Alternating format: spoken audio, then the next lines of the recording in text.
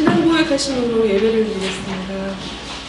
은혜와 천지를 만드신 하나님 아버지를 감사하며 그 은혜를 주 예수 그리스도를 믿사오니 이는 성령을 감사 동정명 발견하게 하시고 본디오 빌라도에게 고난을 받사 십자가에 못 박혀 주시고 장사한 지 사흘 만에 죽자 가운데서 다시 살아나시며 하늘로서 전능하신 하나님의 앉으시다가 저리로서 산자와 죽은 자를 심판하시리라. 성령을 믿사오며 거룩한 공예와 성도와 세월을 통한 것과 죄를 사하여 주신 것과 몸이 다시 산 것과 영원히 산 것을 믿사옵나이다. 아멘. 네. 함께 나누실 말씀은 히브리서 11장 6절입니다. 히브리서 11장 6절입니다. 다 같이 읽어보겠습니다. 시작.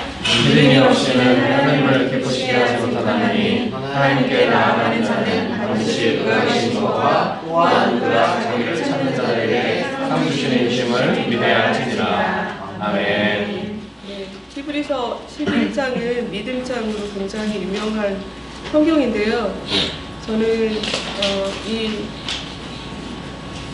여기 써있는 말씀처럼 믿음이 없이는 하나님을 기쁘시게 하지 못한다, 이렇게 말씀을 하셔서 저는 하나님을 기쁘시게 하고 싶거든요. 그래서 근데 말씀에 믿음이 하나님을 기쁘시게 한다라고 하시기 때문에 믿음으로 살고 싶은 마음이 참 간절합니다. 근데 이 11장에 보면 믿음으로 노아는, 믿음으로 아브라함은, 믿음으로 사라는 이렇게 얘기를 해요. 그러면서 그 사람의 삶을 한두 줄로 이렇게 이야기해요. 그 평생의 삶을 믿음으로 아브라함은 어떻다. 그랬을 때 저도 이제 삶을 마무리했을 때 믿음으로 정선이는 어땠다. 이렇게 믿음으로 마무리를 짓는 그런 삶을 살고 싶다는 소망이 있습니다. 아멘. 제가 또 한 절은 갈라디아서 2장 20절입니다. 같이 읽어보겠습니다. 갈라디아서 2장 20절 303페이지입니다. 같이 읽겠습니다. 시작.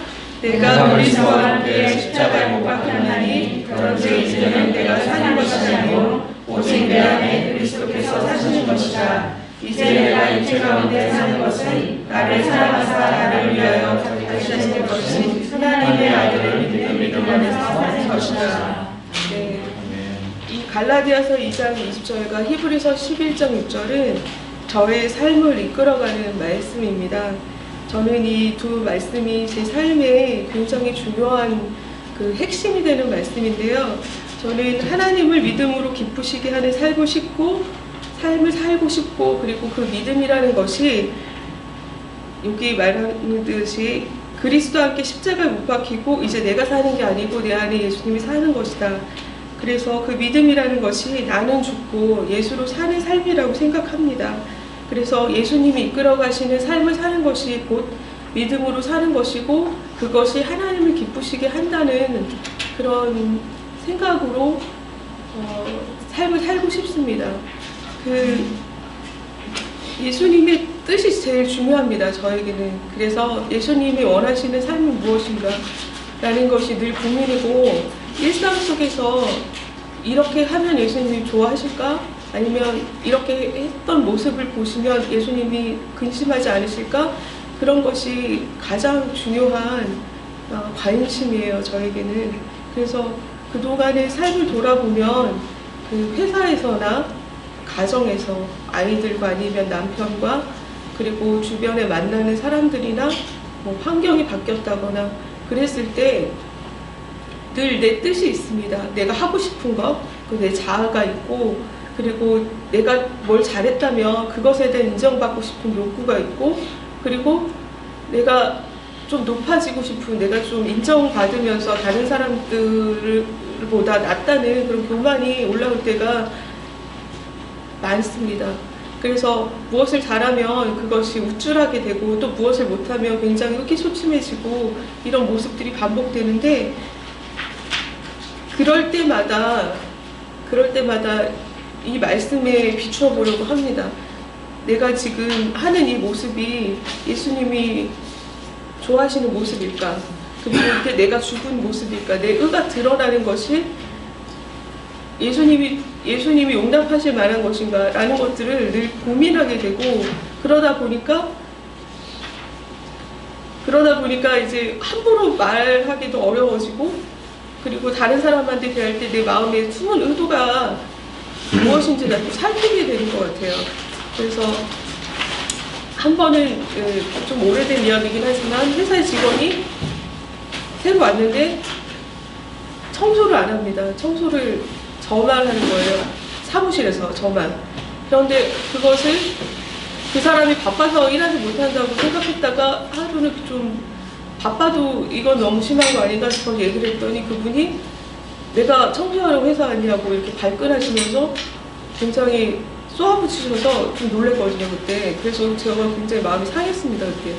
그래서, 근데 더 마음이 상한 것은 그 사무실에 계시는 상무님이나 이렇게 좀 높으신 관리직 분들이 저보고 청소를 하지 말래요. 싸우지 말고. 청소를 아예 하지 말고 우리 싸우지 말자. 이런 식으로 나오셔가지고 되게 그 대응이 옳지 않다 막 이런 생각이 들었었거든요. 그런데 이 문제를 가지고 굉장히 많은 시간 씨름했습니다. 내가 이 불쾌한 마음으로 계속 청소를 하는 것이 옳은가? 아니면 저 사람을 억지로 이렇게 윗사람을 통해서 그게 얘기를 해서 그 사람과 함께 청소하는 것이 마땅한가? 아니면 청소 아예 안 하는 게 나은가?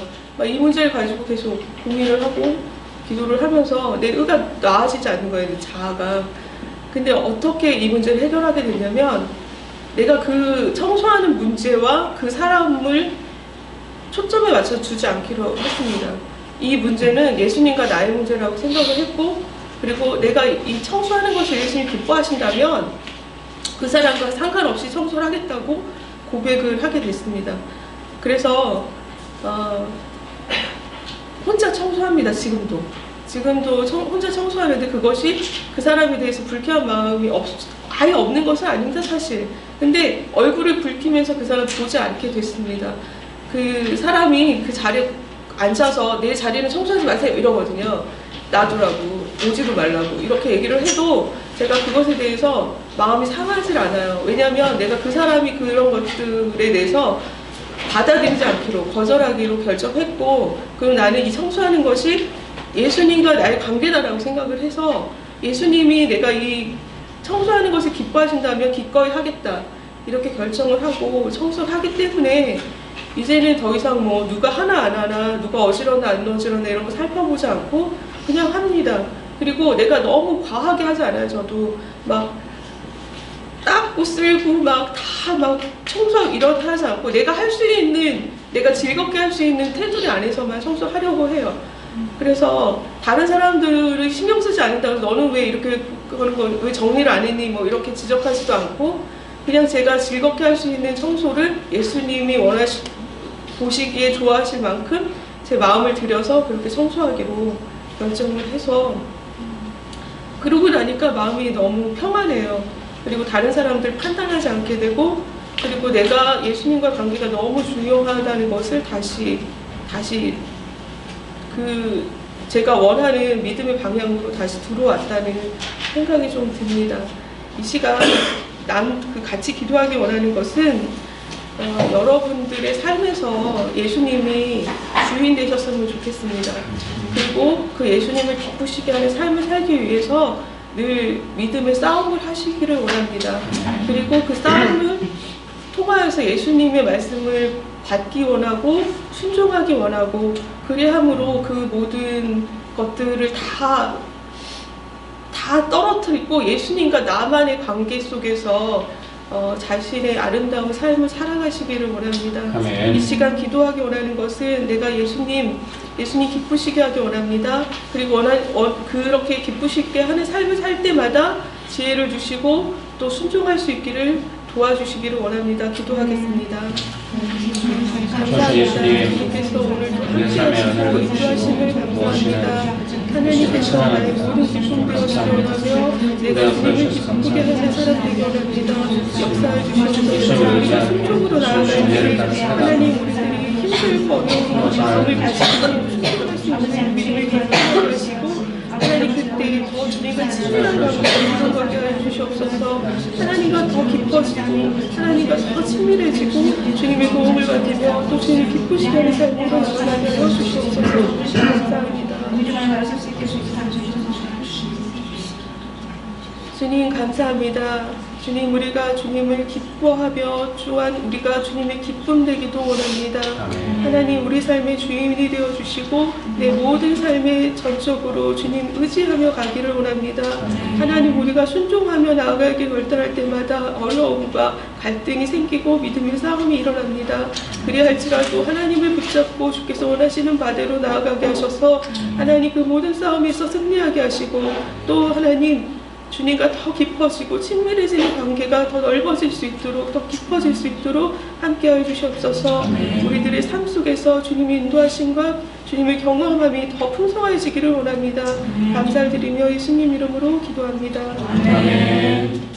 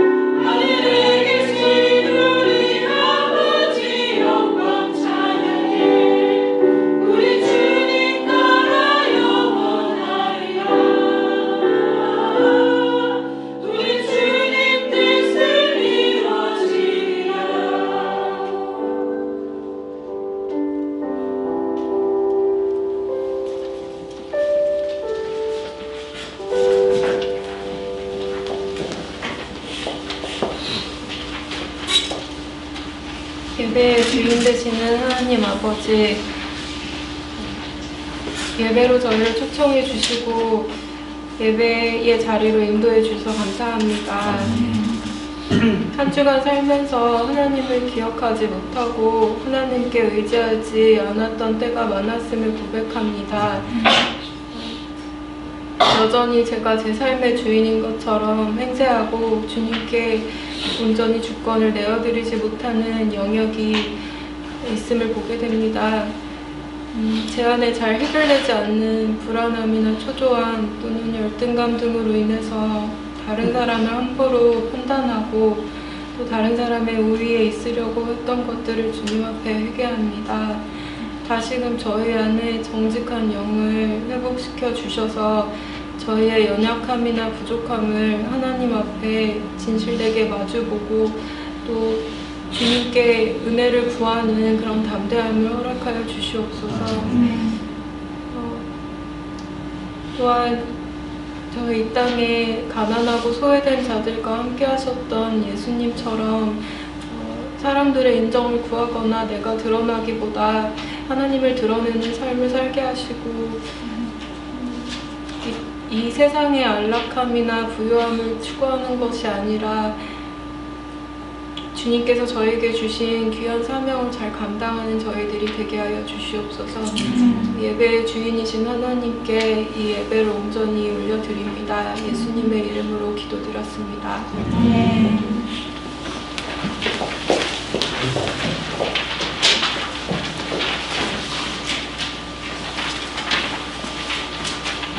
네, 성경 말씀 요한복음 2장 23절에서 25절 말씀 같이 한번 읽어보시겠습니다. 요한복음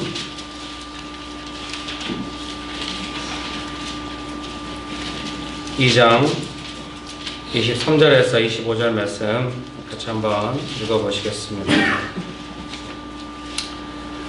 6월절에 예수께서 예루살렘에 계시니 많은 사람이 그의 행하시는 표적을 보고 그의 이름을 믿었으나 예수는 그의 몸을 그들에게 의탁하지 아니하셨으니 이는 친히 모든 사람을 아심이요 또 사람에 대하여 누구의 증언도 받으실 필요가 없었으니 이는 그가 친히 사람의 속에 있는 것을 아셨습니다.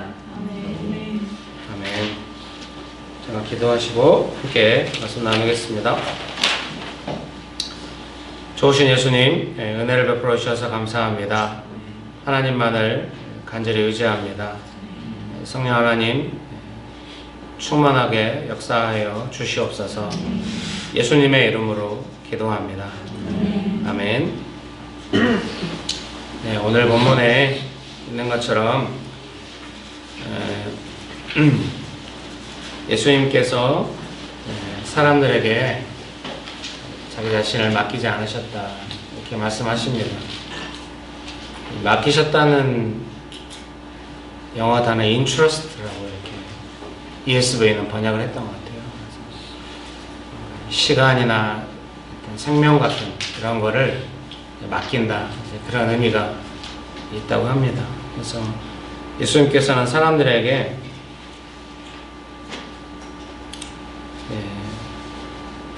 맡기지 않으셨습니다.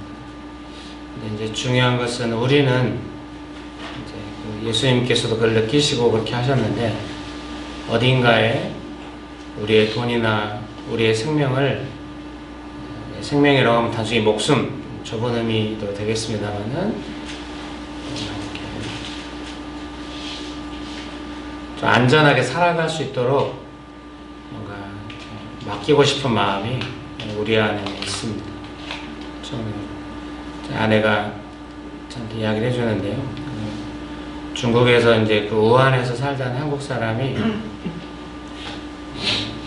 한국에 들어왔다는 거예요. 공항에서부터 자기가 이번 폐렴에 증상이 있어서 신고를 하고 바로 확진 판정 받아서 이제 그 병원에 입원하고 치료받는. 그래서 중국에서는 좀 그런 치료가 쉽지 않기 때문에 한국에 와서 그런 치료를 좋은 자세죠. 자기 미리 밝히고 이렇게 했다는 거에 대해서. 그것처럼 우리는 좀 더 안전한 곳에 나의 생명을 안전하게 살아갈 수 있는 곳에 맡기기 원하죠. 특별히 이제 요즘같이 대한민국처럼 자본, 돈이 중요해진 시대에 있어서는 내가 안전하게 살아가는 데서 돈이 제일 중요하다고 생각을 하니까 그 돈을 또 어디 믿고 맡길 만한 데다가 또 이제 맡기기 원하죠. 그래서 최근에도 이제 뉴스에 또 추적 프로나 이런 데 가끔 나오는데 은행에서 고위험 상품을 판 거죠. 저는 이제 그런 상품들이 어떤 의미인지는 모릅니다. 한 번도 해본 적이 없고, 물론 이제 경제 관련 서적이나 이런 거 읽을 때 한번 해보고 싶긴 했습니다. 뭐 알아보고 해보고 싶긴 했는데 하진 않았습니다. 제가 옛날에 자비량으로 처음 삶을 시작할 때도 이렇게 늘 재정이 어려울 것 같으니까 지식으로 알고 있는 게 있는 거죠. 자본이 자본을 벌게 해야 된다. 자본이 자본을 벌게 하면 내가 자고 있어도 돈은 돈을 번다. 이런 건 이제 알고 있는 거라서 주식을 한번 해볼까. 구체적인 어떤 계획이 있었던 건 아니고요. 아주 20대 때 늘 단호한 기도응답은 그런 거로는 돈이 오지 않는다. 제가 벌면 수익을 나면 돈이 오는 게 아닐까요?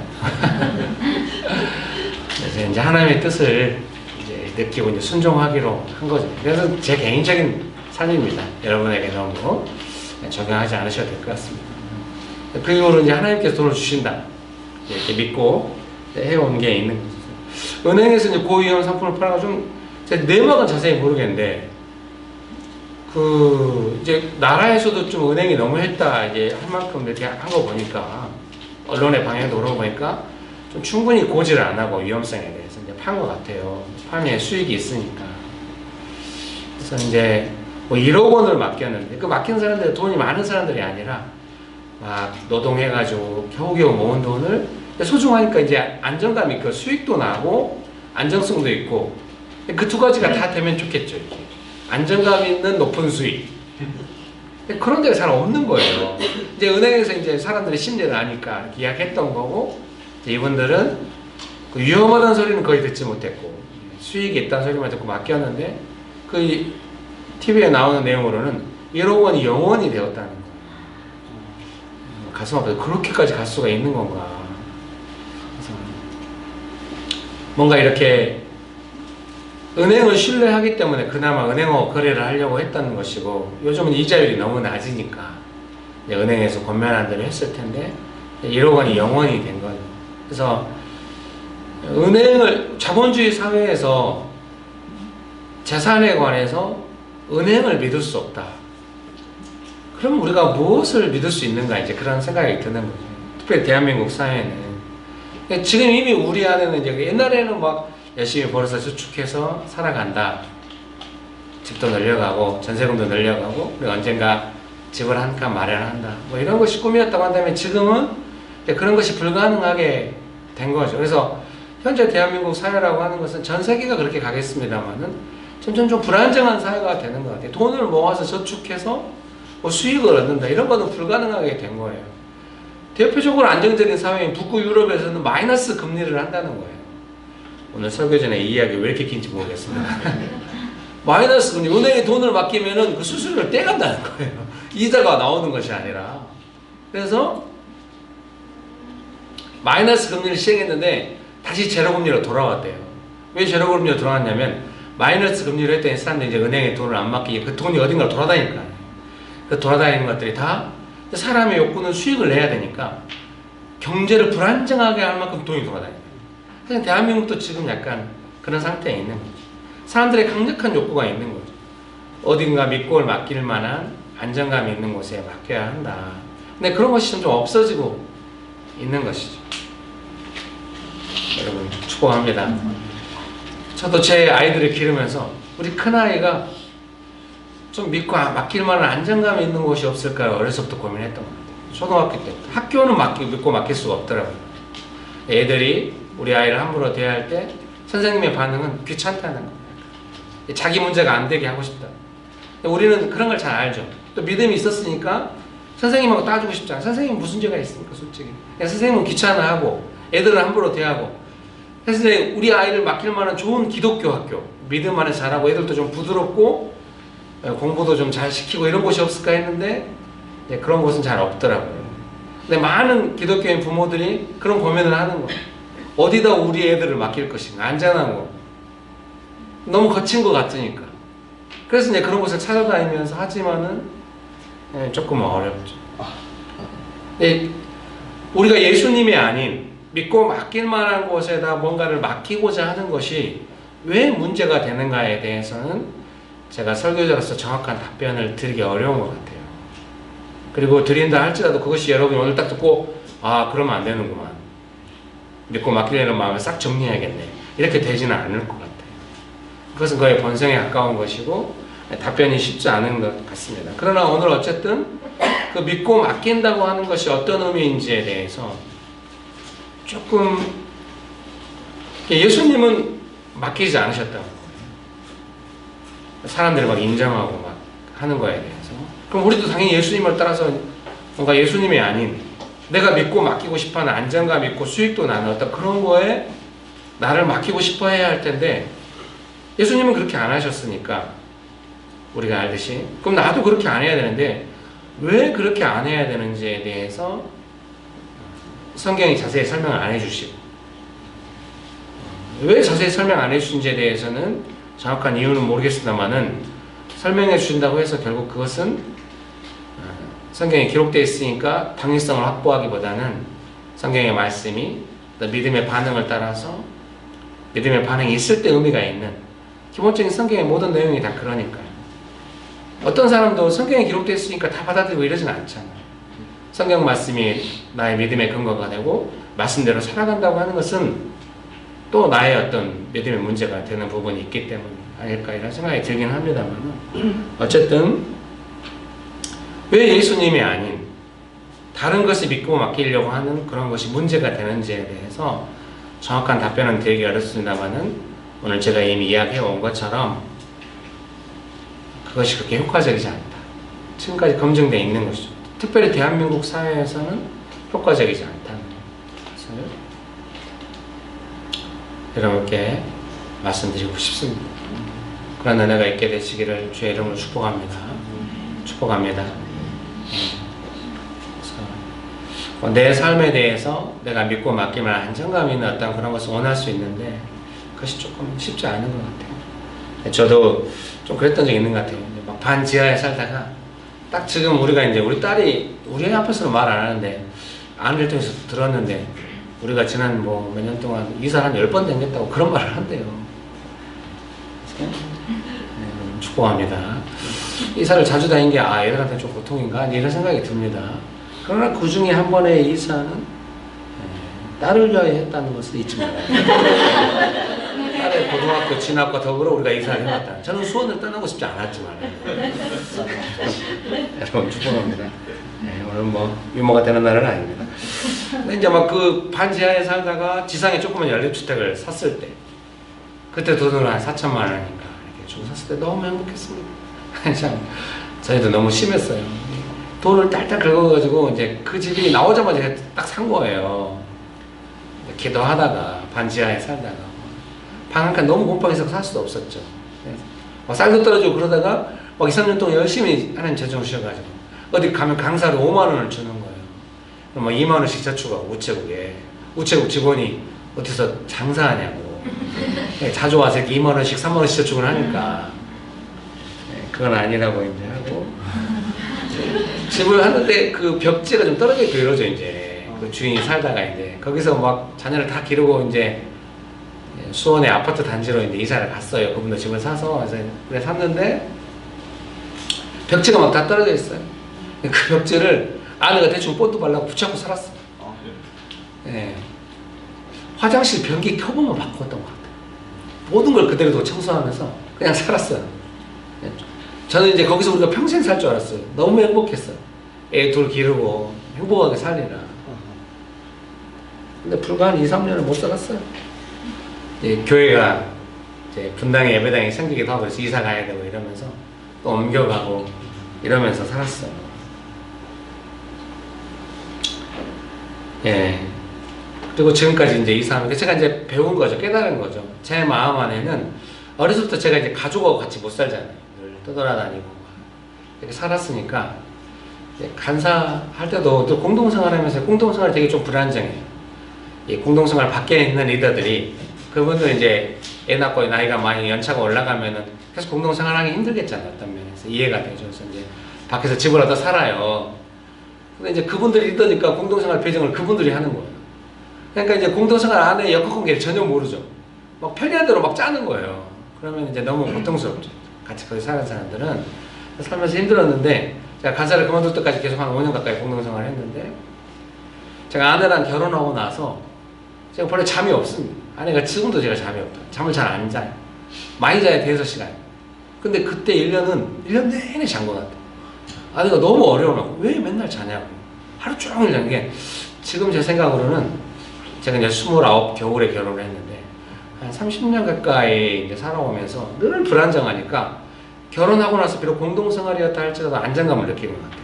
그래서 막 1년 내내 이제 잠만 자고 제가 사니까 아내가 깨울 정도로 늘 이제 저를 비웃었어요. 당신이 이 공간만 계속 쓰고 있다고. 그리고 누워 자고 일어나고 또 누워 자고 그리고 나가고 이런 식으로 살았던 거죠. 그래서 안정감을 간절히 원하죠. 지금도 그런 안정감이 다뤄지는 중이라고 해야겠어요. 제 마음 안에 아이들과 함께 꼭 어디 좋은 집이 아니어도 안정감이 있는 집에서 아이들이 분가하거나 장성해서 나가도 아니요 행복하게 살만한 어떤 그런 공간 안에 살고 싶다는 마음이 있어요. 근데 허락되지 않아요. 기도할 때마다 응답이 없어요. 지금까지 몇십 년을 기도하면서 응답받아 살아왔는데 그것만큼 제 마음대로 할 수는 없잖아요. 근데 그러면서 이제 응답이 없으니까 이제 계속 이서댕기면서 살고 있죠. 제가 늘 생각하기를 언젠가는 내가 나의 집에서 안정감 있게 살리라. 잘 안 될 것 같아요. 축복합니다. 그래서 움직임을 사는데 제가 이제 느끼는 거예요. 나이가 50대가 돼서 이제 느끼는 것은 뭐냐면은 사람들 안에는 그런 게 저처럼 반지하에 살다가 지상에 올라왔을 때 여기서 우리가 살아야 한다. 이곳이 우리가 살 곳이다. 근데 몇 년 안 가는 거죠. 사실 아이들이 크니까 이곳에서 살 수 없겠다는 생각이 들더라고요. 너무 좁고 이러니까. 나중에 그 살만한 곳에 찾아다니면서 하지만은 어떤 필요를 따라서 계속해서 이동하는 삶을 살 수밖에 없는 거예요. 제 생각에 이제 많은 사람들 꿈이잖아요. 이렇게 한 20-30년이라도 이렇게 딱 행복하게 가족이 모두가 행복하게 살만한 그런 곳에 살았으면 좋겠다. 그런 생각을 가질 수가 있는데 그런 시간은 채 10년이 안 가는 것 같아요. 애들이 크면서 부모 품을 떠나기 시작하는 거예요. 떠나야만 하고 그러면은 그 시간이 되게 짧아요. 저는 이제 그런 시간을 마주하고 있죠. 50대가 되니까. 그러면 그 남은 인생에 있어서 집이라고 하는 또 다른 의미가 되는 것이죠. 그래서 그러면 이제 애들이 떠난다는 전자에서 그러면 뭐 한 10년, 20년 동안 또 이제 안정감 있게 살아버리를 하고 나면은 그 이후에는 뭐 어디로 가야겠습니까? 몸이 아프고 이러면 요양원이나 뭐 이런 데로 가야 하는 거예요. 인생이라고 하는 것이 한 5, 60년 전체 인생을 안정감 있게 살 수 있는 집에다 맡기고 이렇게 살아야겠다. 그런 것은 쉽지 않은 것 같습니다. 시즌이 계속해서 다가오는 거예요. 그 시즌마다 되게 그 시즌이 긴 것 같지만 짧아요. 짧게 오고 삶의 환경은 바뀌고 거기에 맞는 또 환경이 또 요구되고 살아가고 그렇게 하는 것이죠. 솔직히 말씀드리면은 이 땅의 유한한 삶에 믿고 맡길 만한 곳을 찾아서 우리의 꿈은 간절하죠. 안정감 있게 가족이 모여서 오손도손 살면서 집이 넉넉한 집에서 이렇게 행복하게 살았으면 좋겠다. 그 꿈은 행복하고 안정감 있게 살고 싶은 그 꿈은 우리 안에 선명하지만 우리의 삶의 스타일이라고 하는 것, 앞으로 시간의 진행이라고 하는 것은 되게 유한하고 지나가는 삶이고 늘 그래서 성경은 아침에 피었다 지나 안개와 같고 떨어지는 꽃과 같은 삶이다 이렇게 말씀하시는 것 같아요. 그래서 삶의 스타일이 바뀌어가는 거예요. 지금 안정감 두고 있는 것이 제가 생각할 때 10년 이상 가기 힘들어요. 그 시간이 지나면은 또 삶이 달라지는 그 달라진 삶에 있어서 필요한 것은 무엇인가 생각하게 되는 것이죠. 그래서 믿고 맡긴다고 하는 것이 어떤 의미가 있는가에 대해서 다 설명드릴 수는 없습니다만, 여러분, 우리의 마음 안에 있는 예수님이 아닌 어떤 다른 것에 믿고 맡길 만한 그런 안정감을 찾는 것이 있다고 한다면은, 그것이 정말로 우리가 믿고 맡길 만한 것이 아니기 때문에, 거기에 은행에다 믿고 맡겼다가 돈이 없어진 어떤 그런 너무 급박하고 너무 압박감 있고 너무 현실에 대비되는 그런 문제는 아니다 할지라도, 우리의 삶이 비록 안정감 있게 지켜진다 할지라도 내가 믿고 맡겨서 안정감 있게 살고자 하는 어떤 그런 내용들은 궁극적으로 제가 생각할 때는 예수님께 믿고 맡기는 것은 방해가 되는 거예요. 그리고 내가 믿고 맡긴 안정감 있는 내가 기대하는 삶으로 주어지지 않는다는 문제가 있다는 생각이 듭니다. 또 한 가지 문제점이라고 한다면은, 예수님을 향하여 내가 믿고 맡길 만한 바가 되어달라고 이렇게 하게 된다. 근데 예수님은 그걸 안 받아주시죠. 오늘 본문에 있는 거죠. 한번 보실까요? 23절 말씀, 요한복음 2장 23절 말씀 같이 한번 읽어보시겠습니다. 시작. 6월절에 예수께서 예루살렘에 계시니 많은 사람이 그의 행하시는 표적을 보고 그의 이름을 믿었으나, 많은 사람들이 예수님의 표적을 보고 믿었다는 겁니다. 이거에 대해서 제가 이제 여러 버전 성경들을 보았을 때 그 내용 안에 그런 해석이 가능하도록 번역을 해 놓았더라고요. 사람들이 인트러스트 할 때를 찾는 거예요. 예수님이 자기가 원하는 표적을 보여주니까 예수님께 맡겨야겠다, 이런 생각이 드는 거죠. 내가 원하는 표적을 예수님이 보여주신다고 한다면은, 이게 뭐 예수님께서 사람들의 어떤 그런 것을 위하여 표적을 일으키신 건 아니시겠죠.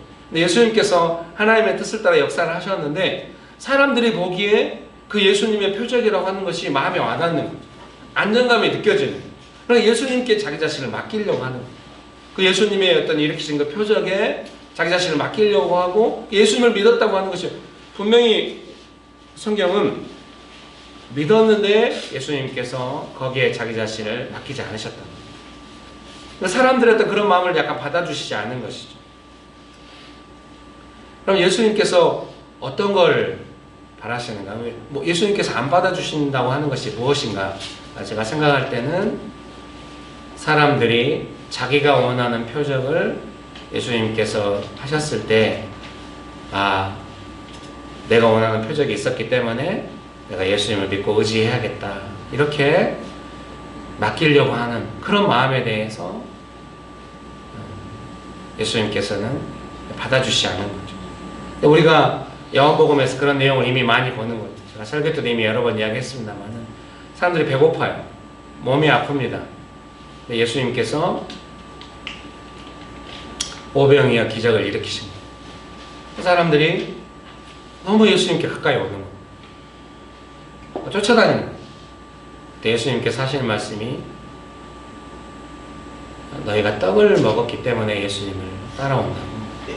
예수님은 생명의 떡이라고, 이렇게 말씀하셨는 거예요. 그 안에 긴장이 너무 심해서 사람들이 수군된다고 할 때는 약간 비난한다는 내용이 있거든요. 사람들이 떠나가기 시작하고 제자들도 떠나가려고 하는 것입니다. 예수님께서는 그런 긴장감에 대해서 두려워하시지 않는 것입니다. 예수님을 어떻게 믿고 예수님께 어떻게 우리 자신을 맡겨야 할 것인가에 대해서 예수님은 명확한 뜻을 가지고 계신 것입니다. 여러분, 축복합니다. 그러나 은혜가 있게 되시기를 주의 이름으로 축복합니다. 제가 조금 좀 나이가 먹었어도 좀 실수하고 잘 못하는 영역이었던 것 같아요. 어려서 가끔 막 영화 같은 데 보면은 막 젊은 사람들이, 나이 먹은 사람한테 내가 믿고 맡길 만한 어른을 만났다고 막 이런 이야기 한 걸 봤어요. 저도 그런 걸 간절히 원하는 거죠. 제가 어느 정도 나이가 먹었을 때는 제가 어려서 엄마의 보호를 받고 싶었는데 보호를 못 받았죠. 근데 제가 나이가 먹어서는 엄마를 보호해야 되겠고, 너무 부조화 속에 살았어요, 제가. 그래서 제 자신을 맡길 만한 곳을 좀 어른다운 분들에게 어떤 갈망이 제 안에 있는 것 같아요. 여러분한테 있을 수도 있는데요. 그래서 어떤 유명한 어떤 영적인 지도자들, 목사님들과 이렇게 제가 처음에 존경했던 그 목사님이 있었거든요. 전주에 유명한 교회였거든요. 교회 건물을 양철로 지어가지고 유명한 교회였어요. 선교도 많이 하는 교회고, 그래서 나도 저런 교회 목사가 되면 좋겠다 꿈을 키워왔거든요. 드디어 이제 그 목사를 만난 거예요. 같이 식사를 하게 되고 했는데, 저도 그런 꿈이 있다고 막 했는데 거의 제 말을 안 받아주는 거, 빨리 먹고 가라고 막 이렇게 하는. 깊은 실망을 했어요, 제 마음에. 두고두고 분석을 하겠죠. 왜 그랬을까? 생각해보면은 그분의 스타일에 제가 안 맞았던 것 같아요. 저는 너무, 그분은 나중에 생각해보니까 너무 예의가 중요한 분이었던 것 같아요. 저는 이제 저의 오랜 그 영웅을 만났으니까 흥분된 마음에 막 제 꿈을 이야기하고 제 목사님께 책 읽었다고 막 이렇게 했는데 도저히 안 맞았어요. 그분을 만날 기회는 없었죠. 그분은 이미 은퇴 상태였는데 그때가요. 그래서 은퇴를 잘 하신 것도 너무 또 부러웠죠. 후임자한테 잘 물려주시고 가시고 너무 좋았어요. 그래서 꿈을 이야기했는데 전혀 받아들이지 않더라고요. 그 이후로 몇 번 제가 정말 인정하고 존경할 만한 목사님을 만나서 막 제가 흥분해서 이야기했는데 거의 항상 안 됐어요. 그래서 이제 무슨 생각이, 지금 와서 생각할 때는 그분들이 가까이 하는 사람들과 이제 그분들도 사람이니까 가까이 하는 사람들이 있을 거 아닙니까? 가까이 하는 사람들이 있으면은 그분의 성향, 사람이니까 처음 온 사람도 되게 웰컴할 수도 있지만 그분의 성향이 맞아야 이제 이렇게 될 거 아닙니까?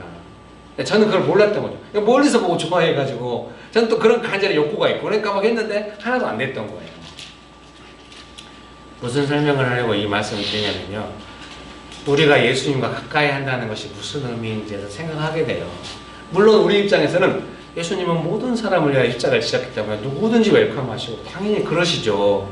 그런데 성경을 자세히 읽어보면 예수님께 가까이 가기 위해서는 정말 조금 디테일하게 예수님이 원하시는 것이 있다는 거예요. 그런다고 해서 예수님께서 가까이 하려고 사람을 거절하지는 않겠죠. 그러나 예수님은 진리시기 때문에 진리의 방식에 입각한 디테일한 관계의 내용이 있다는 것을 생각하게 돼요. 오늘 내용도 그런 내용이 있는 겁니다. 사람들이 내 마음에 너무 흡족해, 오병이어 기적이 너무 마음에 들어, 행복해, 예수님과 함께 있으면 은혜도 있고 먹는 것도 해결될 수 있구나. 그래서 예수님 가까이 했어. 근데 예수님께서 왜 떡 먹었다고 따라오냐고 이러는 거예요. 그렇게 해서는 예수님 가까워질 수가 없구나. 예수님께서는 그 은혜스러운 분위기, 떡 먹은 분위기, 으쌰으쌰 하는 분위기, 그걸로는 예수님을 따를 수 없다는 거예요. 예수님은 생명의 떡이시고 예수님을 믿어야 한다는 거예요. 그래서 사람들이 왜 떠나겠습니까? 성경에 자세한 분위기 내용이 안 되지만은 제가 떡 먹어서 따라왔지만 그러면 제가 이제 생명의 떡이신 예수님을 따르겠습니다 이러면 될 텐데 그게 안 됐다는 소리죠. 그게 안 됐다는 소리가 무엇인지 오늘날 우리가 교회 현실 안에서 많이 만날 수 있습니다. 우리 안에서 만날 수 있고, 뭔가 내가 원하는 대로 안 됐을 때 나의 반응, 예수님께서 내가 원하는 대로 해주시지 않았을 때 나의 반응, 그때 일어나는 긴장들. 살아계신 예수님께서 사람들을 직접 만났기 때문에 그 사람들의 긴장감, 예수님은 그럼에도 불구하고 그 사람이 돌이키고 예수님과 친밀해지길 원하시겠죠. 사람들 안에는 그런 긴장이 막 일어나는, 솔직히 말하면 조금 공격적으로 일어날 수도 있는 거죠. 내가 원하는 예수님이 아니다 싶었을 때 사람의 반응이라고 하는 것은 아니었네, 그럼 쿨하게 인정, 그럼 난 딴 길로 쿨하게 인정, 예수님 원하신 대로, 이렇게 잘 안 되는 거죠. 끊임없이 내가 원하는 대로 바꾸려는 시도가 있고, 그렇게 안 될 때 끊임없이 불평이 있고 수군대고 긴장이 있고 이러는 것이죠. 예수님께서 포기할 때까지. 그런데 예수님이 포기할 수는 없는 거예요. 그래서 나눌 수밖에 없는 거죠. 불평하면서 떠나든지 예수님의 디테일한 방식을 따르든지 그렇게 할 수밖에 없어요. 예수님은 받아주지 않으니까. 막 자기 마음에 흡족한 표적이 일어났다고 막 예수님 막 따르겠다고 이런 사람들 예수님 받지 않아요. 결국 떠날 수밖에 없는 거예요. 그것은 예수님께서 그 사람을 거절한다 이런 느낌이 아니라 진리를 받아들여야 하니까. 진리라고 하는 것이 모든 사람이 아무렇게나 해도 되는 것은 아닙니다. 세밀하게. 그래서 좁은 길인 거예요. 찾기가, 좁다는 말은 아주 좁다는 개념도 있으면 찾기가 힘들다는 거예요. 예수님이 말씀하신 대로 예수님을 믿고 내 믿음의 중심을 예수님께 맡기면서 예수님을 따라가야 하는 것입니다. 근데 이것이 그래서 어려운 거예요. 어떤 사람도 그래 나는 더 이상 믿고 맡길 때를 찾지 않겠어. 예수님께만 믿고 맡기겠어. 이게 쉽지 않아요. 저도 쉽지 않잖아요. 끊임없이 제 마음, 제가 요즘 좀 좋아하는 프로 중에 하나가 EBS의 그 집이라는 프로. 사람들이 막 자기 집을 짓고 사. 나도. 그거 없이 그걸 보겠습니까? 예, 그러나 이제 제가 하나님 앞에서 마음을 정리하는 것이라면 욕심 없이 이렇게 자기 집을 짓는 사람들 되게 좋아 보여요. 소박하게 좋아 보입니다. 얼마나 힘들겠어요. 사람은 살아있는 한 믿고 맡길 만한 데를 찾고 있는 예수님께서 좀 이렇게 좋은 집에 딱 이렇게 계시면서 너도 여기 한 칸, 너도 여기 한 칸, 나도 한 칸. 이러면 얼마나 좋겠어. 왜 계속 움직이시는 거예요? 그래서 제가 선교단체에서 막 훈련하고 이럴 때 어떤 사람이 막 제주도에다가 막 집을 막 지어가지고 우리가 신앙적으로도 막 행복하게 지내고 막 이렇게 타운을 이루어 살자고 할 때 저는 그것이 안 될 것 같았어요. 뭔가 예수님께서 우리를 이끌어가시는 방식이 아니라고 생각해요. 그럼 내려놔요. 우리는 예수님 앞에 가서 영원히 살 때까지 계속 예수님을 따라 사는 삶을 살아야 해요. 믿습니까? 요한복음 3장 16절에 예수님께서 영생을 주시겠다 이렇게 약속하셨어요. 예수님 믿으면 영원한 생명을 주시네. 여러분 믿습니까? 그 영원한 생명이라고 하는 게 뭐겠습니까? 그 영원한 생명을 주시는 예수님이 영원히 사시는 거예요. 우리가 영원한 생명을 받았는데 예수님은 안 계셔. 그럼 그게 뭐 하는 거였겠어요? 예수님이 영원히 살아계시는 거예요. 그러니까 우리가 영원히 산다, 생명으로 살아간다는 첫 번째 개념은 예수님의 삶이 영원하시다. 그러니까 영생이란 개념 안에는, 영원한 생명 개념 안에는 우리가 믿고 있는 예수님이, 그러니까 우리가 영원히 산다는 개념의 1번 개념은 예수님께서 영원히 살아가신다. 여러분, 내가 원하는 집에서 영원히 살 거야, 그거 아니에요. 언제나 그 영원한 삶의 핵심 1번은 뭐냐? 예수님께서 예수님의 방식으로 영원히 살아가시는 삶에 우리가 편입돼요. 믿습니까? 예수님이 영원히 살아계시고 그리고 우리한테 영원한 생명을 주신대요. 그럼 그 영원한 생명의 의미는 뭐겠어요? 영원히 살아계신 예수님과 영원히 함께 살아간다는 의미예요. 그러니까 예수님과 영원히 산다는 의미예요. 여러분 믿습니까? 근데 문제는 뭐냐면 이제 천국 가면 영원히 살겠지만 이 땅에서는 그럼 어떻게 살아요? 이 땅에서 그 연습을 하는 거예요. 이미 영원히 살아계시고 앞으로 영원히 사실 것이고 나에게 영원히 사는 삶을 주셨고 그 예수님과 영원히 살아가야 할 텐데 그럼 이 땅에서 예수님과 어떻게 함께 살아가는가 하는 것을 배워가는 것이 그 영원한 생명의 삶인 겁니다. 우리가 요한 1서를 배울 때도 성경 읽을 때도 그런 내용이 나오고 지난주 차에는 이것이 영원한 삶, 그 영원한 삶이라는 게 무엇인가? 내가 예수님 안에 거하고 예수님의 생명 안에 내가 거하는 그 삶이 영원한 삶인 겁니다. 우리는 지금도 예수님과 함께 영원한 삶을 살아가고 있는 중인 것입니다. 여러분 축복합니다. 축복합니다. 예수님이 주인이시고 가장 좋은 친구 되시고 우리의 구주가 돼서 영원한 삶을 살고 있는데 예수님 제가 예수님과 함께 영원히 살고요. 제 집이 또 따로 하나 있어요. 거기서는 저 혼자 살게. 이것은 심리적 상태를 표현하는 그건 있을 수 없어요. 언제나 내 삶의 중심은 예수님이 계신 거고 예수님과 함께 영원히 사는 거고 그래서 내 삶에 어떤 어려움이나 복잡함이나 힘든 것이 있으면 어때요? 그거를 그 영원한 삶 예수님 주신 생명 가운데 함께 예수님의 다룬 가운데로 가져올 수 있는 것이죠. 여러분 믿습니까? 그런 은혜가 있게 되시기를 주의 이름으로 축복합니다. 예수님과 영원히 살긴 살 건데요. 우리 부부만의 삶은 간섭하지 마세요. 예수님과 영원히 살고 부부는 부부끼리 영원히 이건 있었어요. 그 부부의 삶이라고 하는 것도 예수님께서 주신 영원한 삶 가운데 들어있는 것이죠. 그렇게 살아야 하는 줄 믿습니다. 여러분 믿으십니까? 그러니까 체크할 수 있는 거예요. 예수님께는 다 체크가 되겠죠. 우리가 얼마나 예수님께 믿고 맡기면서 살아가고 있는지 아니면 내가 딴 마음 품고 이 부분을 안 맡기고 뭐 어떻게 해보고 있는지를 예수님 다 느끼시는 거죠. 그리고 사랑으로 기다리시겠죠.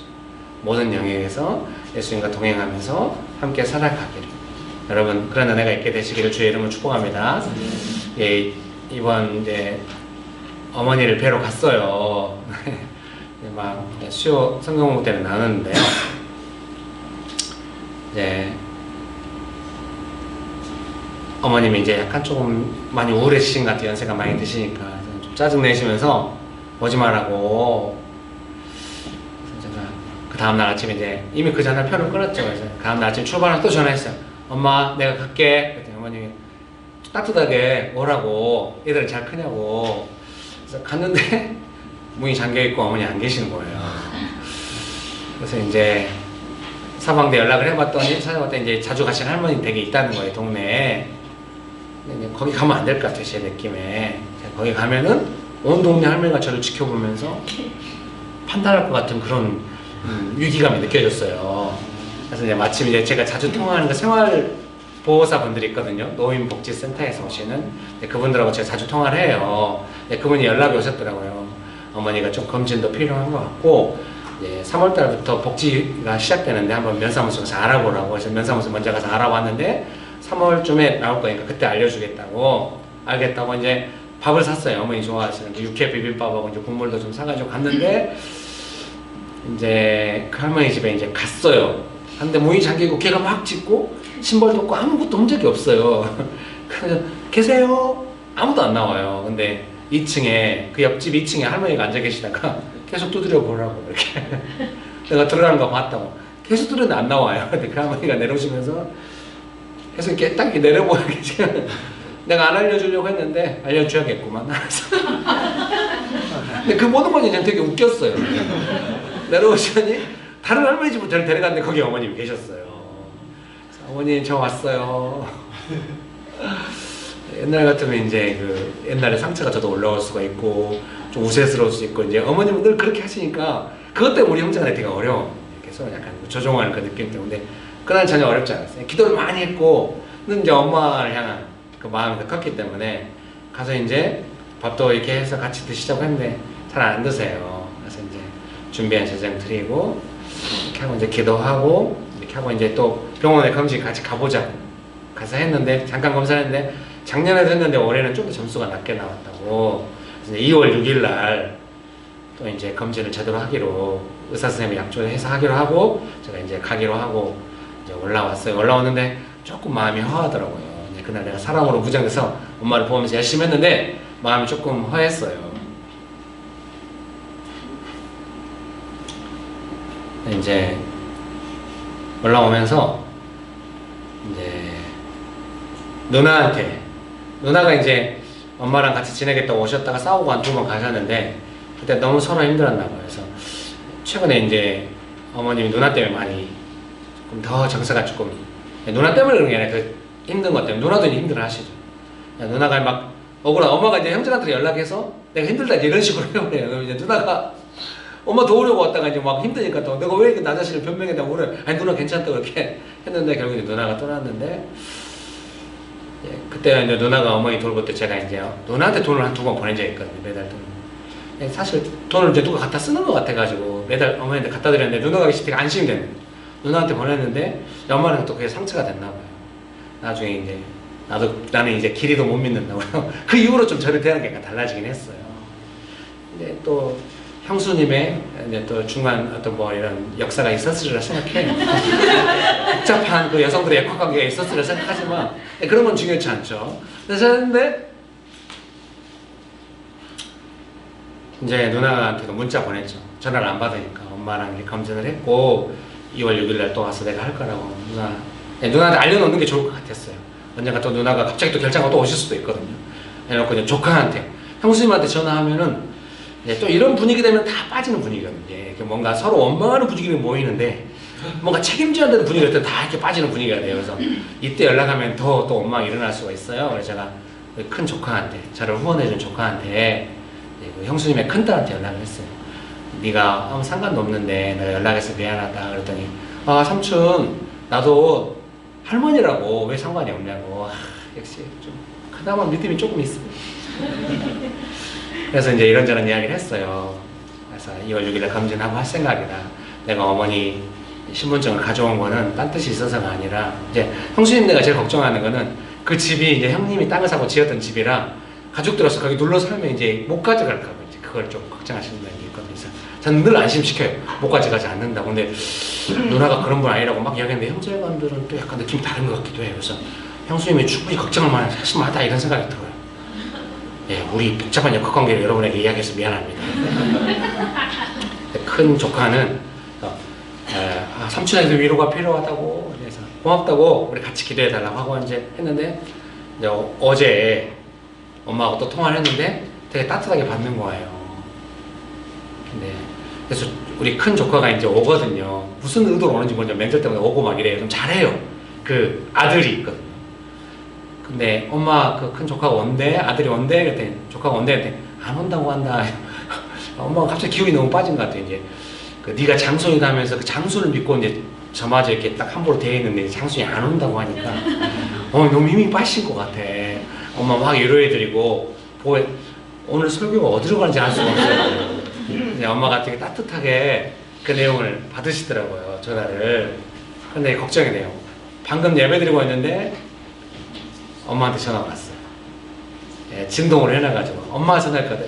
이렇게 주일 오전에 전화할 수 있는 분은 우리 어머니밖에 없어요. 전화하셨어요. 당연히 못 받았죠. 혼자 삐질까 걱정돼요. 제가 세례받게 하시고 교회 나가시는데 집사님이 되셨더라고요. 어느새 저는 몰랐는데. 그 시골 교회에서도 이렇게 이제 노인 센터를 운영해요. 그 집사님하고 어제 통화했거든요. 그때 손정자 저희 어머님 성함을 이야기하면서 제가 이제 우리 어머니 손자 땡땡 땡땡 이렇게 말씀드릴 때 네 손땡땡 집사님 막 이렇게 알고 계시더라고요. 제가 6월 6일 나와서 검진할 건데 그때 또 한 번 통화하자고 이렇게 이제 이야기를 했어요. 잘 되기를 기도하고 있습니다. 이 어머니를 보호하는 이 문제에 대해서 어떻게 예수님을 믿고 의지하면서 살아갈 수 있는가 그런 부분에 고민이 되는 것 같습니다. 제가 아주 어렸을 때는 예수님 인격적으로 만났을 때 20살 때는 엄마를 위해서 울면서 몇 년 동안 기도했죠. 그래서 엄마를 모시고 살아야겠다. 그래서 안정감 있는 좋은 목사가 되어야겠다.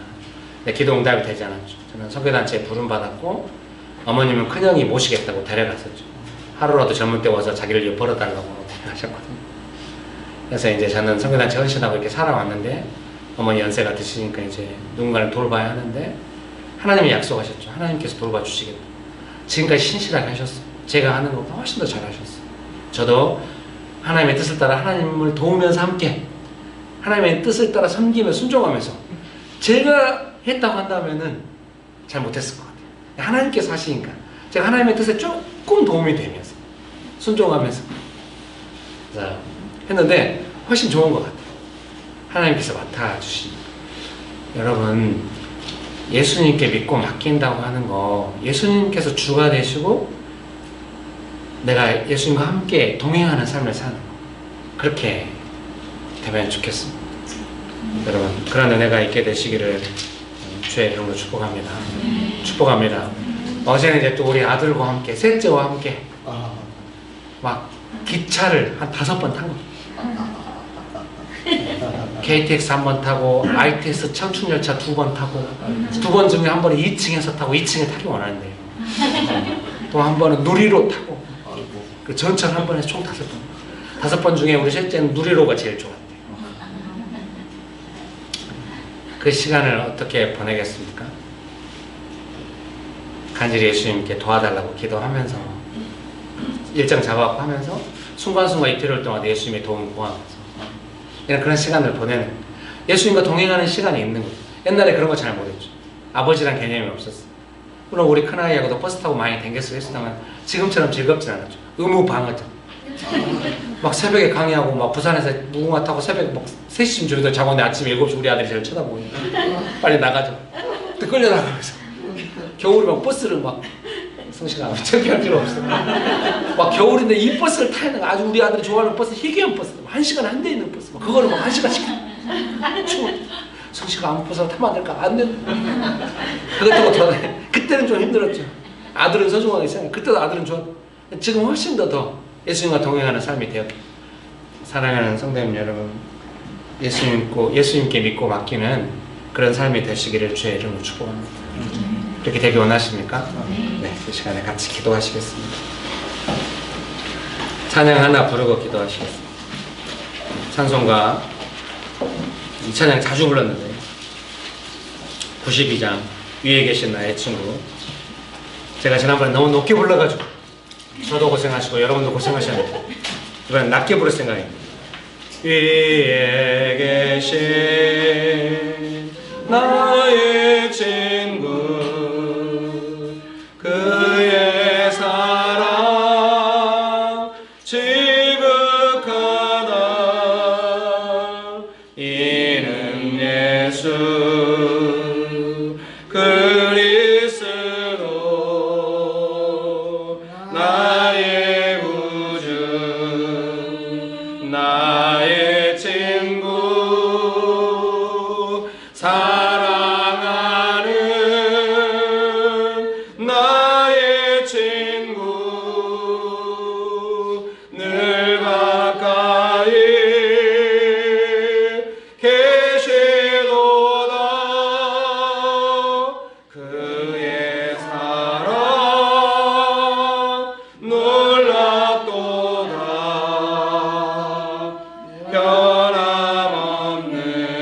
변함없는 나의 친구. 사랑하는 형제님 자매님 여러분, 예수님께서 십자가의 보혈로 피로 값주시고 나의 죄를 용서하시고 나를 구원해 주셨기 때문에 예수님께서 나의 인생의 주인이신 것을 믿으십니까? 그러면은 내 삶의 모든 일이 결국 주인이신 예수님의 일이라고 하는 것을 믿으십니까? 우리가 다 이건 믿음으로 고백하는 문제죠. 그럼 내가 맞닥뜨리고 있는 이 일이라고 하는 것이 정말 예수님의 일이 되어서 내가 예수님께 협조하고 예수님께서 내 이름에도 불구하고 예수님께서 행하시고 예수님의 뜻을 따라 내가 예수님께 협조하면서 순종하면서 내 일을 예수님의 뜻을 따라 예수님께서 이루어 가시는 그 동행하는 삶의 방식이 내 삶의 구체적인 현장 속에서 얼마나 되고 있는지를 우리는 생각해야 합니다. 예, 좋은 사람을 만나거나 아이를 기르거나 직장생활을 하거나 가정생활을 하거나 부모를 섬기거나 부부간에 살아가거나 자녀를 기르거나 이 모든 일에 얼마나 예수님께서 행하시고 나는 예수님의 뜻을 따라 순종하면서 협조하면서 일이 되고 있는가? 왜 이것이 안 될까? 그것은 뭔가 아직도 내가 원하는데 믿고 맡길 만한 데를 찾고 있는지도 모르겠어. 자식을 어딘가에 맡기고 싶고 돈을 어딘가에 맡기고 싶고 내 인생을 맡길 만한 어딘가가 있었으면 좋겠고 여러분 예수님께서 다 아시는 거죠. 축복합니다. 위에 계신 나의 친구, 그의 사랑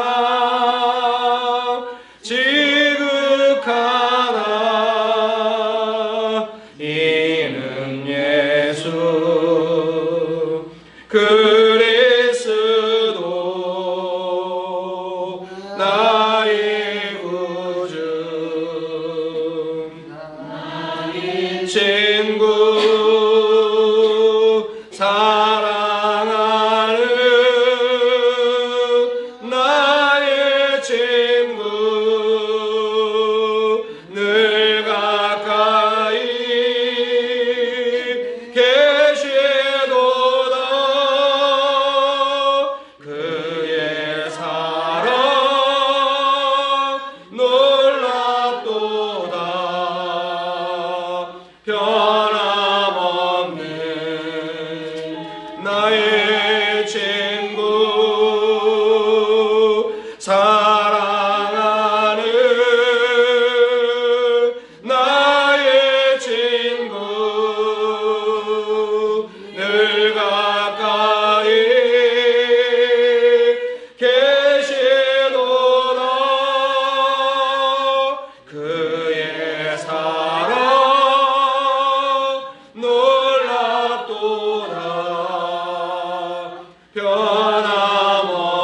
변함없는 나의 친구. 우리 누나하고 또 우리 한 셋째 형쯤 되는 형이 엄마랑 몇 년 이렇게 지낼 때가 있었어요. 워낙 혼자 되고 힘들게 살았거든요. 뭔가 제가 어머니 섬기고 이럴 때 어머니가 사는 시골에 집이 있고 땅이 있는 것은 우리 형제간들이 때로는 어떤 외로운 형제들에게 안정감이 되나 봐요. 그래서 자기의 노후가 걱정되죠. 그 형들도 나이가 60대니까요. 60대가 되어가니까 누나는 이미 60대고 그래서 엄마랑 가까이 있고 싶어서 왔던 것이죠. 자기의 노후에 생각을 하고 잘 안 돼서 다 떠났죠. 엄마에게 상처를 주고 본인들도 상처받고 떠났습니다. 제가 생각할 때 제가 어머니를 끝까지 만약에 섬겨야 한다면 예수님께서 해주시기 때문에 제가 할 수 있는 겁니다. 저를 위해서 했다면 손해날까 싶으면 뭐 어려워하면서 서로 어려웠겠죠. 근데 예수님 책임져야 될 상황이 두렵겠죠. 누구든지. 그런데 예수님께서 책임져 주시기 때문에 저는 이제 그걸 오랫동안 배워와서 어머니에 관해서도 예수님께 늘 어머니의 삶이 좀 두려웠고 무슨 일이 늘 생겨요. 연락이 올까 두렵고 어려서부터 왜 나는 보호를 못 받고 또 책임을 져야 되는 게 시달릴까 이런 상처를 꽤 오랜 시간 보내왔어요. 근데 지금은 그러지 않아요. 담담하게 이야기할 수 있어요. 네, 예수님께서 책임져 주시고 나는 예수님의 뜻을 따르면 된다 라고 하는 믿음이 있기 때문이죠. 사랑하는 형제님 자매님 여러분이 믿고 맡길 만한 것에 그것이 믿을 만한 것이 아니라고 깨달아지면 어디에다 맡길 거예요? 뭔가 믿을 만한 아내였거나 믿을 만한 남편이었거나 믿을 만한 사람이었거나 자식과 돈과 가정이 안정감을 주었거나 이런 것이 믿을 만하지 않다고 느낄 때가 있을 거 아닙니까? 그러면 어디다 믿음을 두고 살아가겠습니까? 이미 그런 것을 여러 번 느껴오지 않았을까요? 그럼에도 불구하고 계속 그걸 믿어야 한다고 생각하십니까? 그러면은 오히려 더 긴장이 높아질 것입니다. 예수님을 믿고 예수님께서 행하실 때 믿을 만하다 이렇게 되어야만 나는 더 책임감 있는 삶을 살아갈 수 있습니다. 예수님이 아닌 곳에 믿을 만한 곳에 뭔가 맡기고 싶어하는 그런 마음을 돌이키십시오. 내 인생의 긴장은 거기로부터 오는 것입니다. 여러분 믿습니까? 왜 그것은 믿을 만한 것이 아니기 때문에 금방 알게 됩니다. 조금만 시간 지나면 알게 됩니다. 은행보다 더 상처를 받을 수도 있어요. 가족끼리 상처받을 수 있기 때문에 여러분 축복합니다. 예수님을 믿어야 하는 줄 믿습니다. 사랑하는 나의 친구 늘 가까이 계시도다. 그의 사랑 놀랍도다. 변함없는 나의 친구 사랑하는 나의 친구 늘 가까이 계시도다. 그의 사랑 놀랍도다. 변함없는 나의 친구 사랑하 여러분 예수님을 믿으십시오. 나의 친구 늘 가까이 계시도다. 그의 사랑 놀랍도다. 변함없는 나의 친구. 우리가 다 알아요. 예수님 말고는 믿을 만한 것이 아니라는 것을. 그래서 인생의 긴장감이 높아요. 그리고 믿을 만한 것이라고 생각했던 것들이 나에게 믿을 만한 것이라는 것이 아닌 것을 알려줄 때마다 마음이 되게 어려워져요. 여러분 그래서 남은 것은 뭐겠습니까? 진정으로 믿고 맡길 만한 나를 맡아주시는 예수님께 맡겨야 한다. 이것을 우리가 알고 있어요. 그 부분이 점점 믿음이 자라나야 하는 줄 믿습니다. 그것이 남은 숙제라는 생각이 들어요. 여러분 예수님께 믿고 맡기는 삶이 점점 더 풍성해지고 깊어지기를 원하십니까? 네. 그래야 책임감 있는 삶을 살 수가 있어요. 믿고 맡길 만한 것이 있으니까. 그게 있어야 안정감 있을 거 아닙니까? 여러분 믿으십니까? 네. 예수님만이 나의 믿을 만한 곳이다. 나의 믿을 만한 산성이 되신다. 믿으십니까? 네. 하나님만 믿고 의지하기로 결정하십니까? 네. 반드시 책임감 있는 삶이 되며 삶의 모든 문제마다 정말 믿을만하고 정말 안정감 있는 예수님께서 도와주신다 하는 걸 경험할 수 있게 되실 겁니다. 믿으십니까? 이 시간에 고백합시다. 예수님만이 나의 믿음이십니다. 나는 예수님만을 신뢰하기 원합니다. 주님께 제 삶을 맡깁니다. 예수님을 믿습니다. 내가 원하는 대로 요구하지 마십시오. 여러분, 예수님을 믿으십시오. 그때야 예수님은 우리의 정말 든든한 반석이 되실 것입니다. 믿으십니까? 기도하시겠습니다. 좋으신 예수님, 우리가 정말로 마음속 깊은 곳에 나의 삶을 믿고 맡길 만한 곳이 어디에 있는 것을 찾아다니고 그럴 때가 많이 있습니다. 좋으신 아버지 하나님, 그러나 정말 우리가 말씀을 통하여 성경을 통하여 깨달아 아는 것은 하나님만이 우리가 믿을 만한 곳임을 우리가 정말로 말씀을 통하여 알고 있습니다. 예수님만을 우리가 믿고 따르기 원합니다. 주님, 우리의 그 믿음이 내가 뭔가 믿고 맡길 만한 곳에 있지 않게 하여 주옵시고 오직 예수님께 정말 나의 믿음이 있게 하여 주옵소서. 나의 삶이 정말 든든하고 안정감 있는 것은 내가 예수님을 믿고 의지하기 때문인 것을 알아가도록 주님 우리를 축복하여 주시옵소서. 여러분, 젊은 날에 친구를 믿고 맡길 만하다고 의지합니다. 거기서 안정감을 느끼고 그럽니다. 그래서 믿고 맡길 만한 것이 흔들린다 생각할 때 갈등이 일어나고 어려워지는 겁니다. 여러분, 어떤 사람을 믿고 맡길 만하다 생각할 때 그것이 얼마나 긴장을 일으키는지 여러분 아실 겁니다. 결론은 그것입니다. 내가 믿고 맡길 만한 사람을 찾을 것인가, 아니면 예수님을 믿을 것인가. 그 결론이 무엇인지 아심에도 불구하고 계속 사람을 의지하시겠습니까?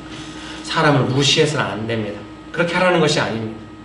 예수님을 믿고 의지할 때 우리는 사람에게 요구했던 것을 예수님의 은혜로 채움받고 그 사람에게 요구하거나 사람을 의지하는 부담감으로부터 그 불안한 안정으로부터 벗어나서 행복한 관계를 이끌어갈 수 있는 줄 믿습니다. 어떤 자매님이 정말 믿을 만한 형제를 찾아서 결혼했는데 내가 믿을 만한 형제가 아니라고 계속 힘들어하는 거예요. 내가 믿을 만한 자매인 줄 알고 만나서 결혼했는데 내가 믿을 만한 자매가 아니라는 것을 알고, 그러면 그 마음을 가정에다 두지 않고 어디로 돌아다니겠어요? 그래서는 안 된 겁니다. 그 믿을 만한 사람이 세상에 어디 없습니다. 예수님만 믿어야 합니다. 여러분 믿으십니까? 그때 서로에게 책임감을 다할 수 있습니다. 요구하지 않고 서로 돌볼 수 있게 되는 거예요. 예수님께서 주인 되시기 때문에 제가 어머니를 섬길 수 있는 거죠. 예수님께서 하시니까 제가 두려움 없이 하지. 제가 얼마나 두렵겠어요. 저라고 뭐 별거 있겠어요. 보호받은 적이 없는데 누구를 보호한다는 게 얼마나 생소하고 어렵겠어요. 제 자식들도 쉽지 않았어요. 근데 왜 이렇게 흉내라도 내면 사겠습니까? 예수님께서 보호해 주시고 도와주셨기 때문에, 예수님을 따르기 때문에 가능한 줄 믿습니다. 여러분 그렇게 살아가기 원하십니까? 살아가기 원하십니까? 다시 한번 제가 예수님 믿고 의지하며 제가 사람 의지했던 것들 예수님께 올려드리고 예수님을 의지하면서 사람을 섬겨가기 원합니다. 책임감 있는 삶을 살아가기 원합니다. 예수님께 받아야 될 것을 사람에게 요구하지 않겠습니다. 예수님을 믿어야 하는데 사람을 믿었다고 흔들리는 것을 사람한테 배신당했다고 말하지 않겠습니다. 본래 사람은 언제든지 흔들리는 것이고 부모 자식 간에도 흔들리는데 안 흔들릴 것이 세상에 어디 있습니까? 그런 불안정한 것에 여러분의 인생을 올려들고 배신당했다고 원망하고 뭐 왜 안 믿어주냐고 그렇게 하지 마십시오. 예수님 믿고 책임을 다하십시오. 그런 삶이 되기 원하십니까? 기도하시겠습니다. 좋으신 예수님, 우리 안에 사람을 의지했던 그런 마음들에 대하여 거기로부터는 모든 불안정과 긴장감에 대하여 주님 내려놓기 원합니다. 내가 믿을 만한 사람이 아니었다고 나중에 후회하거나 긴장이 일어나거나 정말로 우리가 사람을 의지했던 그 마음들을 내려놓기 원합니다. 예수님만을 의지하기 원합니다. 예수님의 도움을 받기 원합니다. 좋으신 주님, 우리가 예수님을 믿고 의지할 때 예수님께 주신 생명을 따라 예수님과 동행하는 영원한 삶을 살아갈 때 주님의 연약한 인간관계 안에서도 가족 간에 또 직장 간에 교회 안에 성도들 간에 어떤 사람을 만나든지 간에 내가 예수님께 받아야 될 은혜를 사람에게 요구하거나 예수님께 받아야 될 신뢰나 도움을 사람에게 하다가 그것이 흔들렸다고 어려워하거나 하지 않고 사람을 섬겨가면서 책임감 있게 살아갈 수 있는 것을 고백합니다. 성령 하나님 충만하게 역사하여 주옵소서. 예수님 믿고 의지하게 하시며 사람을 섬겨가게 하여 주시옵소서.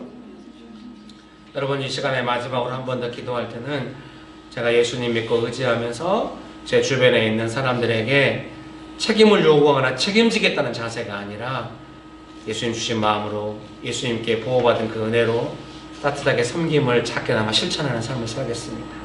여러분 그렇게 결단하십니까? 여러분이 누구를 책임질 수 있습니까? 솔직히 여러분 자신도 얼마나 불안정합니까? 또 누가 여러분을 책임질 수 있습니까? 예수님께서 책임져 주셔야 되고 우리는 그 예수님의 책임져 주심을 보호를 받을 수 있는 믿음이 있는 사람들인 겁니다. 너무 다행이죠. 여러분 믿습니까?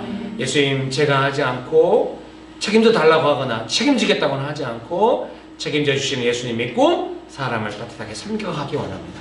한번 따라서 해보실까요? 좋으신 예수님 책임져 주셔서 감사합니다. 제가 사람에게 책임져 달라고 하지 않겠습니다. 사람을 책임지겠다고 하지 않겠습니다. 우리 모두를 책임져 주시는 예수님을 믿고 따르기 원합니다. 예수님께 주신 은혜를 따라 사람들을 향하여 가족들을 향하여 책임감 있게 살아가기 원합니다. 여러분 그렇게 살아가기 원하십니까? 뭔가 도움이 될 것 같아 욕심으로 뭉쳤다가 뭔가 손해가 날 것 같아 바람처럼 빠지고 이래서는 안 됩니다. 예수님께서 모든 일을 행하고 계십니다. 그러니 우리는 예수님을 믿고 책임감 있게 행동해야 하는 줄 믿습니다. 여러분 믿으십니까? 여러분이 다 할 수 없습니다. 우리가 다 할 수 없습니다. 예수님 믿고 맡기면서 내 삶을 예수님 은혜로 살아갈 수 있는 정도로 해가야 합니다. 무너지지도 말고 남에게 무너지게끔 뭔가 하지도 마십시오. 예수님의 도움을 많이 받고 서로 도우면서 살아갑시다. 그런 은혜가 있게 되시기를 주의 이름으로 축복합니다. 결단하면서 기도하시겠습니다. 좋으신 예수님 은혜를 베풀어 주셔서 감사합니다. 우리의 삶을 책임져 주시는 하나님을 찬양합니다. 정말로 믿음이 필요한 줄 믿습니다. 사람이 사람을 책임지겠다고 하는 것이 얼마나 한계가 있고 연약한 것인가를 알게 됩니다. 주여 우리 연약함을 인정합니다. 책임져 주시는 예수님을 따르기 원합니다. 주님 불쌍히 여겨주시고 도와주시옵소서. 주님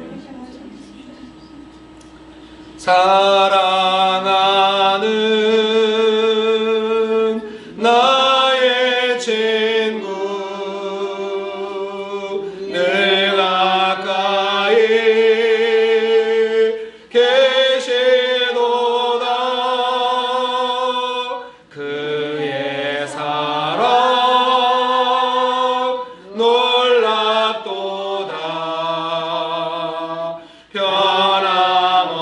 변함없는 나의 친구 사랑하는 나의 친구 늘 가까이 계시도다. 그의 사랑 놀랍도다. 변함없는 나의 친구. 사랑하는 성도님 여러분, 어딘가에 내가 믿고 의지할 만한 데가 있어야 되는데 정말로 믿고 의지할 만한 그것이 해결이 안 돼가지고 어려운 마음으로 당장 내 마음이 위로가 되고 도움이 되는 그쪽으로 믿고 의지하는 것을 나도 모르게 마음이 쏠려가지고 막 찾고 있고 또 이것이 나에게 위로할 바가 되리라 하고 있다고 한다면은 또 얼마나 흔들리겠습니까? 사랑하는 성도님 여러분, 예수님께서는 얼마나 또 가슴 아프게 기다리고 계시겠습니까? 뭔가 내가 의지할 만한 데가 없다고 생각이 들 때 그 마음이 예수님을 의지해야겠구나, 예수님은 나의 영원한 도움이 되시는구나, 그거를 배워가는 시간이 되어야만 합니다. 그거를 점점 알아가기를 얼마나 예수님께서 기다리고 계시겠습니까? 좋으신 예수님, 예수님만을 평생 영원히 의지하기로 결정합니다. 예수님만 우리의 도움이 되십니다. 예수님, 그래서 우리가 예수님의 도움을 영원히 받고 또 만나는 사람들에게마다 그 예수님을 증거하고 예수님의 도움을 받도록 돕고 또 예수님의 도우심 안에서 서로 도와가는 삶을 살아가기로 결정합니다. 예수님 우리를 축복하여 주시옵소서. 예수님의 이름으로 기도합니다. 아멘.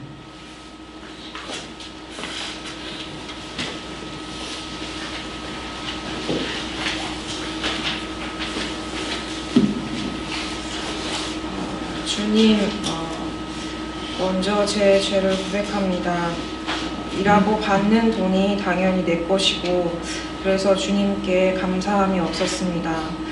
덜 일하고 더 많이 받지 못하는 것에 마음이 가 있고 남을 위해서 쓰는 돈이나 주일에 헌금해 내는 작은 돈조차 실상은 나를 위한 것이었음을 고백합니다. 주님, 나의 못난 마음을 용서해 주옵소서. 주님 앞에 나의 작은 마음을 올려드립니다. 또 여기 모인 사람들의 마음도 올려드립니다. 그 마음 받아주시고 사랑으로 덮어주시고 그 마음의 중심 또한 살펴주옵소서. 감사드리며 예수님의 이름으로 기도드립니다. 아멘.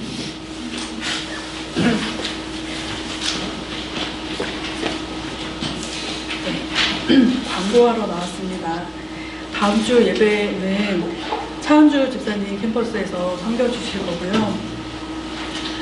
이도신 집사님, 김영하 집사님 가정에 의진이 태어났습니다. 등남하셨습니다. 축하합니다. 매주 수요일 저녁하고 금요일 오전에 요한 일서를 가지고 성경 공부하는데 많이 좋습니다. 관계에 대해서, 하나님과 저와의 관계에 대해서, 또 저와 저를 둘러싸는 사람들과의 관계에 대해서 깊이 생각해 볼 수 있는 시간들이 주어지는 것 같습니다. 많이 참석하시면 좋을 것 같습니다. 말레이시아에 있는 서정익 이사라 집사님 호세아를 위해서 계속해서 기도해 주시고, 또 2월 달에 유스 캠퍼스가 같이 선생님들과 함께 네, 어머니 되시는 집사님, 권사님과 또 이제 섬기고 있는 한나 집사님 같이 전도여행 갈 건데 계속해서 기도해 주셨으면 좋겠습니다. 맛있는 점심이 준비됐습니다. 설교 들으면서 계속 코로는 밥 냄새를 맡으면서 기대하고 있습니다. 점심 맛있게 드셨으면 좋겠고요. 목사님 축도하심으로 예배 드리겠습니다. 네, 우리 방송 이 영상 담당하는 집사님 가정이 오랫동안 계속 기도하면서 해오고 있는데요. 그 임신을 위해서 준비하는 것이 오늘 그 병원 일정이 오늘이어가지고 그래서 오늘 지금 진행 중일 겁니다. 아까 우리가 다른 기도는 다 했는데 그 가정을 위해서 기도를 못했다는 생각이 좀 들었어요. 오늘 그리고 좀 당황해가지고 그 어머니 전화를 할 때 직감적으로 느끼고 진동을 보지 말았어야 했는데 봐야 기도가 될 것 같아서 봤습니다. 그때 준비해온 설교를 여러분에게 안 나눠드렸어요. 저만 보고 하고 말았습니다. 그럼 뭐 안 받으셔도 큰 상관없어요. 설교 안 하고 아무 상관없는 설교를 나중에도 나눠드릴 테니 설교와 따로 설교안을 읽어보시고 또 그 설교안이 주는 은혜가 있으면 받으시기 바랍니다. 네, 심히 죄송하게 생각합니다. 네, 여러분 축복합니다. 네, 그럼 이 시간에 우리가 함께 김재현 집사님 가정 위해서 같이 기도합시다. 기도하시겠습니다. 좋으신 아버지 하나님, 김재현 집사님 가정을 축복하여 주셔서 감사합니다. 좋은 의사 선생님 만나서 진행하는 모든 일에 좀 축복하여 주시고 은혜가 있게 하시고 생명이시고 생명을 주관하시는 예수님, 이 가정 안에 귀한 생명 주시기를 기도합니다. 예수님 언제나 도와주셔서 감사합니다. 좋으신 예수님, 언제나 우리를 도와주시고 은혜 베풀어 주셔서 감사합니다. 오늘 예배를 받아주셔서 감사합니다.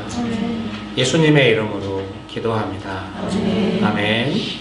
이제는 우리 주 예수 그리스도의 은혜와 아버지 하나님의 크신 사랑과 성령님의 교통하심이 사람을 의지하지 않고 예수님을 의지하면서 예수님만 믿고 따르면서 사람들을 향하여 책임감 있게 살아가기를 결정하는 명신교회 사랑하는 성도들의 삶 위에, 명신교회 위에, 조국교회 위에, 온 열방 위에 지금부터 영원토록 함께 하시기를 간절히 축원합니다. 아멘.